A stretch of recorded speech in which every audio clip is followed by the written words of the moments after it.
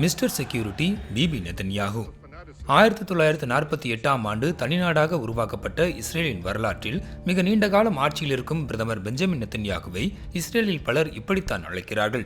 இஸ்ரேலின் டெல் அவிவில் 1949ஆம் ஆண்டு பிறந்தவர் நெதன்யாகு. அவரது தந்தை பென்சியோன் நெதன்யாகு ஒரு புகழ்பெற்ற வரலாற்று ஆசிரியர். பள்ளி படிப்புக்கு பின் இஸ்ரேல் ராணுவத்தின் சயரட் மட்கள் என்னும் சிறப்பு பிரிவில் பணியாற்றிய நெதன்யாகு கேப்டன் பொறுப்பிற்கு உயர்ந்தார். ராணுவ பணிக்கு பின் 1960களில் அமெரிக்காவின் MITயில் படிக்கச் சென்ற அவர் அந்நியமாக தனது பெயர் தெரியக்கூடாது என்பதற்காக நெதன்யாகு என்ற பெயரை இஸ்ரேலிய பண்பாட்டு வேர் என்பதை உணர்த்தும் பென் நித்தே என்று மாற்றிக்கொண்டார். 1970-80களில் அமெரிக்காவில் வாழ்ந்த நாட்களில் அமெரிக்க செய்தி தொகுப்பாளர்கள் சரளமாக பேசும் விதத்தை கூர்ந்து கவனித்து அதை கற்றுக்கொண்டார் Netanyahu. Winston Churchill, Abraham Lincoln போன்ற தலைவர்களின் மேற்கோள்களை குறித்து வைத்துக் கொண்டு பேச்சின் இடையே அவற்றை இணைத்து பேசத் தொடங்கினார். அரசியலுக்காக பொதுவெளியில் தனது பிம்பத்தை கொஞ்சம் கொஞ்சமாக திட்டமிட்டு கட்டி எழுப்பிக் கொண்டிருந்த நெதன்யாகு கார்ப்பரேட் ஸ்டைல் நிர்வாக ஒழுங்கையும் இராணுவ முறை தொனியையும் இணைத்து தன்னுடைய ஆளுமையை வடிவமைத்தார்.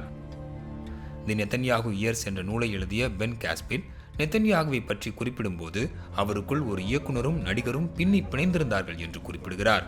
பிபி என்ற நூலை எழுதிய ஆசிரியர் பெஃபர், நெதன்யாகு தனது ஆரம்ப காலத்தில் அமெரிக்காவுக்கான இஸ்ரேலிய தூதகத்தில் பணியாற்றிய போது கண்ணாடி முன் நின்று உரையாற்றி உச்சரிப்பை மட்டுமல்லாமல் கை அசைவுகளையும் கூட செதுக்கிக் கொள்வார் என்று குறிப்பிடுகிறார். நெதன்யாகுவை பொறுத்தவரை அதிகாரம்தான் பாதுகாப்பு. யூதர்கள் தன்னை தவிர யாரையும் நம்பக்கூடாது என்ற தந்தையின் சித்தாந்தத்தை அழுத்தமாக நம்பிய நெதன்யாகு அதிகாரத்தை லேசாக தளர்த்தினால் கூட பலவீனத்தை எதிரிகள் பயன்படுத்திக் கொள்வார்கள் என்று கருதுபவர்.